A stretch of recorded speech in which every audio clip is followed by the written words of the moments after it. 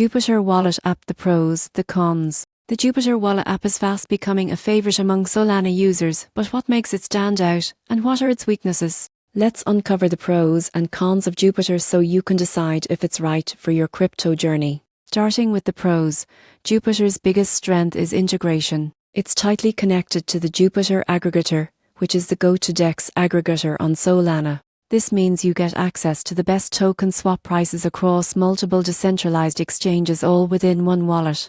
Another big win is speed. Built on Solana, Jupiter transactions are lightning fast, with fees that cost just a fraction of a cent. This makes it a perfect wallet for users who trade frequently or interact with Solana-based dApps. The wallet also focuses on simplicity.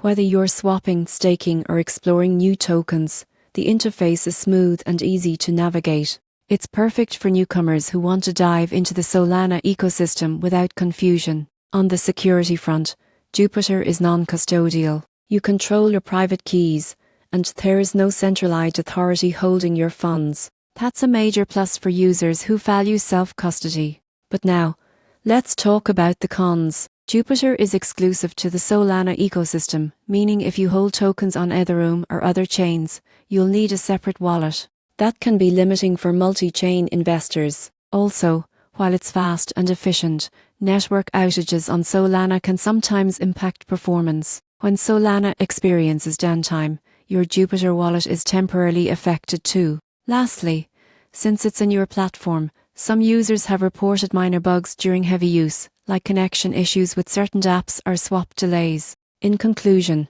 the Jupiter Wallet app is perfect for Solana enthusiasts who want speed, simplicity, and the best swap rates available. It's lightweight, efficient, and user-friendly, but limited to a single blockchain. If your portfolio is Solana-focused, Jupiter is a smart choice.